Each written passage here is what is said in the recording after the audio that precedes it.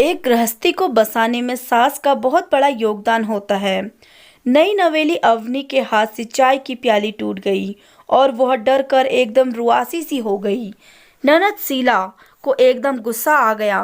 क्या भाभी, एक चाय की प्याली ढंग से नहीं पकड़ी जाती? क्या मायके में खाती पीती नहीं थी क्या? रमा जी, शीला क्या तरीका है बेटा भाभी से बात करने का? अभी नई नई है, घबरा जाती हैं। जाओ बहू, तुम भी चाय नाश्ता कर लो। अवनी को एक बात की बड़ी तसराहत थी कि उसकी सासू माँ जो अवनी को संभाल लेती है। अवनी दुखी हो तो उससे पहले सासू माँ का हाथ उसके सिर पर आ जाता है और वो बड़े प्यार से उसे संभाल लेती। अवनी एक साधारण परिवार से आई और एक अमीर घर की बहू बनके। समीर ने अपनी पसंद मम्मी पापा को बताई। लड़की अच्छी है, परिवार भी ठीक ठाक है। पिताजी सरकारी क्लर्क थे, इसलिए साधारण सा परिवार। और जिस घर की वो बहू बनी, एक सोने के व्यापारी का अमीर शानो शौकत वाला घर। इकलौता बेटा समीर और 3 बहनें। हालांकि तीनों बहनों की शादी हो चुकी, पर एक ना एक मायके में बनी रहती। जब तक एक जाती दूसरी आ जाती, इस प्रकार आना जाना लगा रहता। अब तीनों ननदें अमीरी में पली बड़ी तो थोड़ा जुबान में तेज थी। सासू माँ एकदम सीधी सादी। अवनी की शादी को 1 माह हो चुका था। अभी तक तो घर की सारे काम काज माँ जी ही संभाल रही थी। अब धीरे धीरे अवनी को भी काम संभालना था। रमाकांत जी, दुकान को जाने का समय हो गया है, जल्दी से खाना लगा दूँ। सासू माँ, बेटा अवनी, तुम खाना लगा दो, मैं तैयारी कर देती हूँ। अवनी ने टेबल पर खाना लगा दिया। पिताजी ने खाना खाया और हाथ पोंछने के लिए तौलिया मांगा तो वहाँ कोई नजर नहीं आया। पापा जोर जोर से चिल्लाने लगे। इतने में अवनी ने तौलिया पिताजी के हाथ में रखा और अपनी ही साड़ी में उलझकर गिर गई। ये क्या है, चलना भी नहीं आता? अरे कोई बात नहीं, आप दुकान में जाइए, मैं देख लेती हूँ। अवनी की आंखों में मोटे मोटे आंसू बहने लगे। शीला, लो अब क्या, खुद ही गिर गई। अब रोना किस बात का? किसी ने धक्का थोड़ी ना दिया। माँ जी, अवनी बेटा चलो तुम अपने कमरे में, मैं मूव लगा देती हूँ।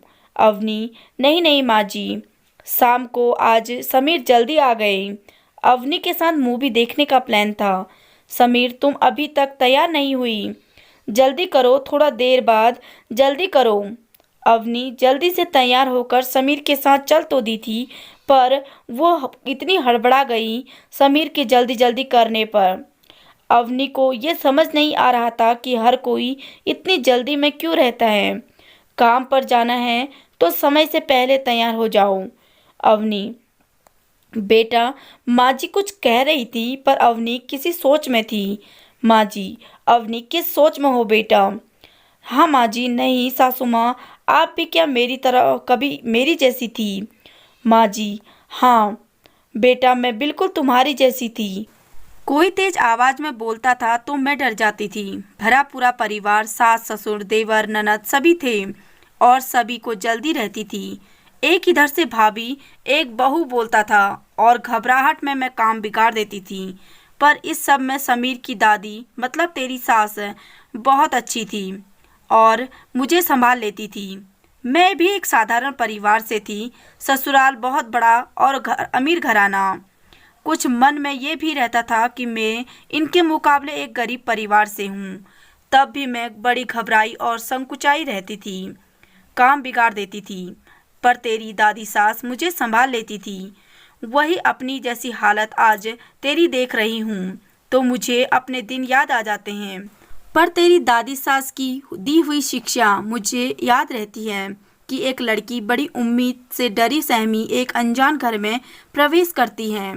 अगर हम उनको संभाल सकते हैं तो वह समय आने पर अपना पूरा परिवार भी और रिश्ते भी संभाल लेंगी। पर इसमें सास का प्यार बहुत काम आता है। पति का प्यार सपोर्ट तो रहता ही है, पर एक गृहस्थी को संभालने के लिए और बसाने के लिए सास का बहुत बड़ा योगदान होता है।